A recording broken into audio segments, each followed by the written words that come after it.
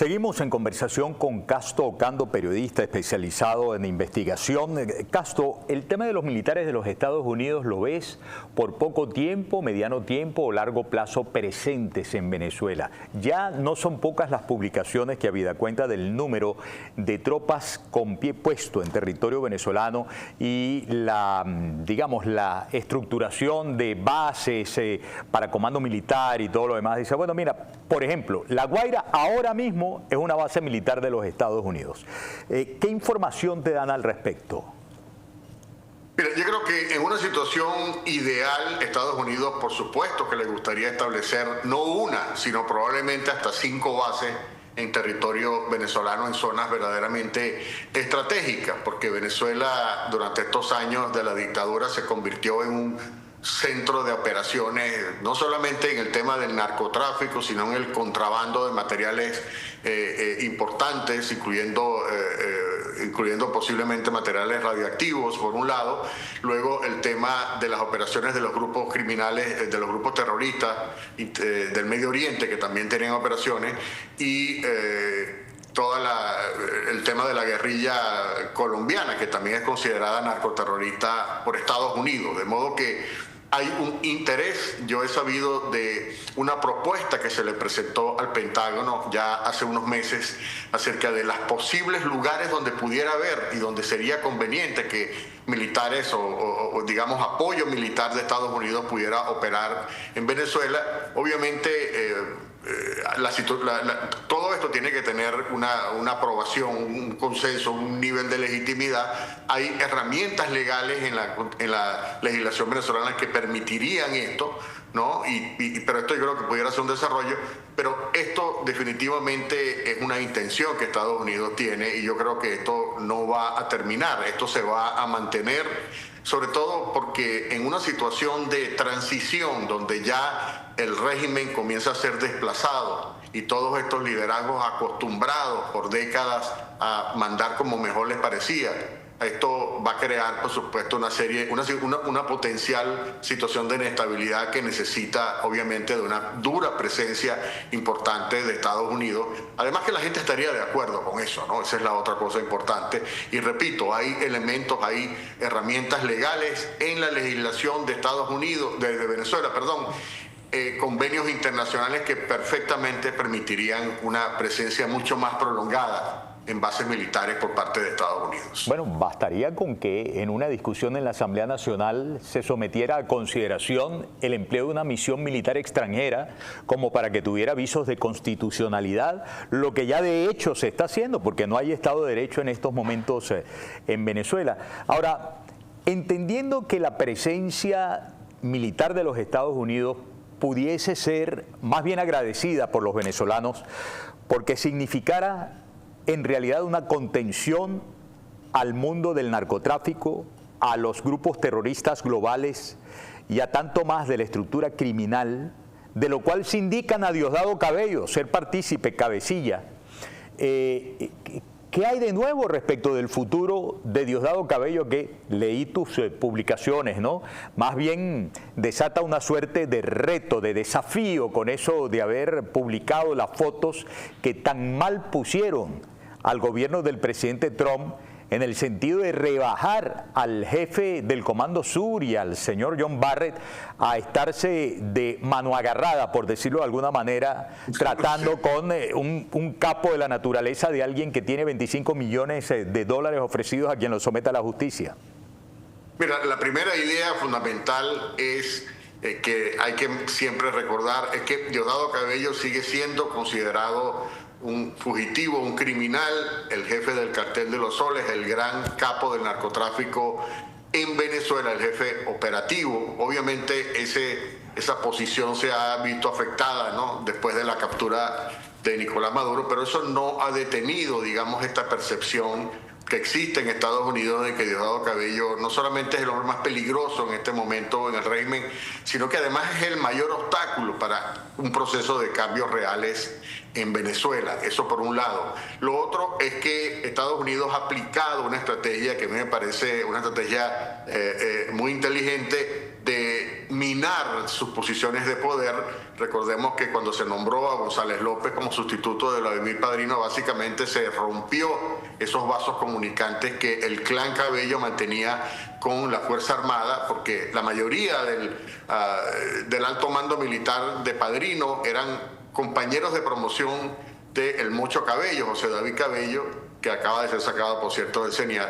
Eso se acabó. O sea, la influencia de Diosdado ahora tiene una gran limitación. Luego ocurrió esta expulsión del CENIAT de José David Cabello, que, como repito, como dije antes, es un organismo que tenía acceso a una cantidad importante de fondos que nadie sabe cómo se han distribuido ni empleado, aparte de toda esta industria que tiene que ver con sobornos, con corrupción en los puertos y en las aduanas de puertos y aeropuertos en Venezuela, que también estaba bajo control por 18 años del Mocho Cabello, de modo que esto, por supuesto, que debilita enormemente. Previamente Estados Unidos había suspendido todos estos presupuestos para financiar las fundaciones, estas fundaciones asociadas al régimen, entre las cuales había fundaciones que pagaban a los colectivos, por ejemplo, otro golpe también.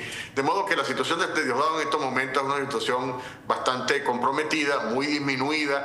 Diosdado sabe que está en un callejón sin salida y lo que hemos sabido es que está en negociaciones, obviamente, para proteger a su familia, y la familia aparentemente está buscando, de acuerdo a algunas fuentes, operadores del clan Cabello están buscando otros lugares, posibles lugares del exilio, ¿no? En el escenario del exilio.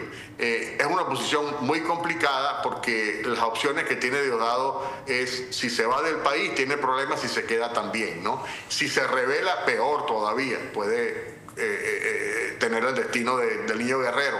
De modo que la situación está complicada y él está tratando, obviamente, de lograr el mejor de los acuerdos.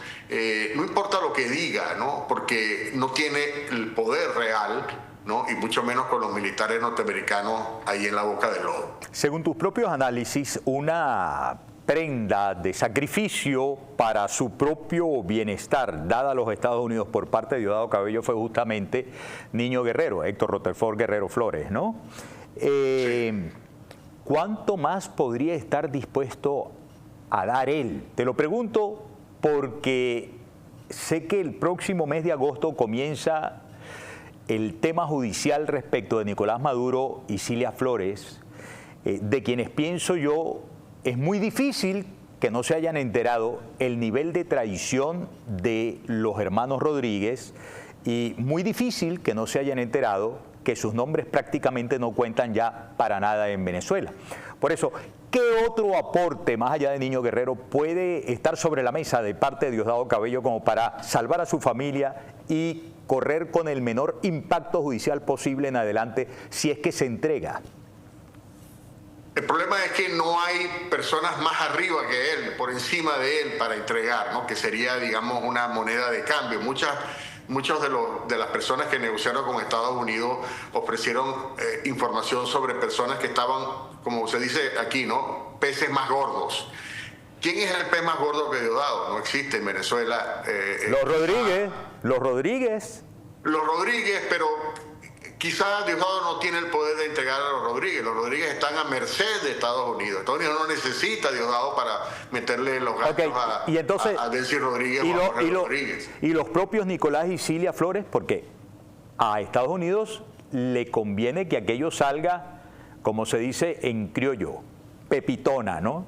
Que no haya objeción alguna. Recuerda a la abogada que contrataron ellos, los defensores de Nicolás Maduro, expertos en enredar las cosas, en echar por tierra las argumentaciones de los fiscales y cosas por el estilo, ¿no? Sí, pudiera ser una herramienta, exactamente, sí, pudiera, si él lo prueba, si él aporta, pruebas importantes que prueben toda esta hipótesis que ha planteado el juicio, digamos, que está en el centro del juicio por parte de la Fiscalía de Nueva York, que sería un elemento muy importante, ¿no? De la manera como ocurrió en el caso de Alex Saab, que también es una persona que va a aportar y está pidiendo, por supuesto, algún tipo de beneficio. Esto pudiera ser un elemento importante y yo creo que Diosdado está en una posición en que le va a meter mano a lo que le ofrezcan. para salirse de ese entuerto, no solo para salvar a su familia, sino para salvarse a él mismo, ¿no? O sea, que haya unas garantías, y yo creo que esto pudiera ser el último clavo, digamos, en el ataúd de Cilia, de Maduro y Cilia. ¿Tú ves eso a corto, mediano o largo plazo, lo de Diosdado Cabello? Tiene que ser pronto, ¿no? O sea, las cosas no están como para esperar demasiado tiempo. Y lo vamos a ver con este juicio. O sea, el juez de la causa, Alvin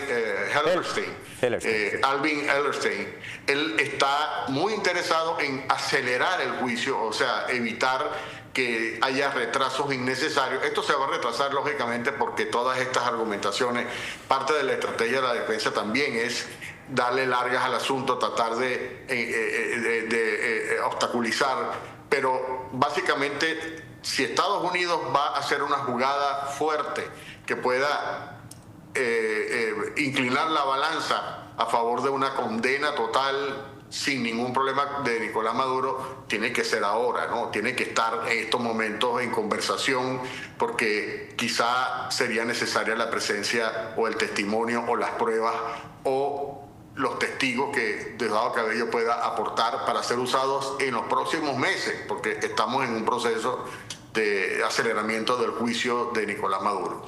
Por último, te pregunto, ¿qué crees tú va a pasar con toda la carga criminal que derivará del conocimiento a fondo de lo ocurrido antes, en y después del terremoto, de los terremotos? Hay que ver todo lo que está ahí involucrado. Primero, los delitos previos, el sometimiento a una suerte de cajas mortales en la gran misión Vivienda Venezuela, donde se produjo un gran número de muertes. Luego, la obstaculización de labores voluntarias de salvamento y de socorro a las víctimas, la tardanza en llegar, los asuntos ya ventilados de protección, acordonamiento de zonas en específico de por medio, de tesoros, lo que tú nombrabas en estos días, las bóvedas que extrajeron de allí. Bueno, todo es un asunto de un expediente criminal enormemente grave. ¿Qué va a pasar con eso? ¿Qué crees tú?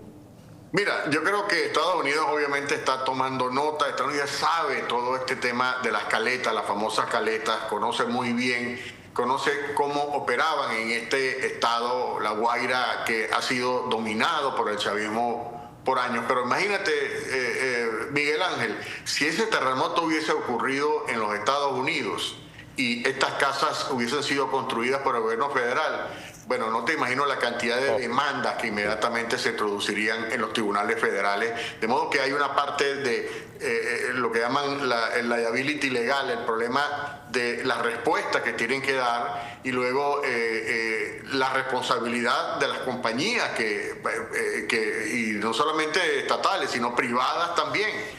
Esta compañía de Turquía, por ejemplo, que estuvo a cargo de todo este desarrollo, todos estos urbanismos, el urbanismo Hugo Chávez y los otros que también cayeron como naipes, tiene una responsabilidad allí muy importante, porque ellos vendieron esto como una cosa absolutamente protegida en escenarios de terremoto.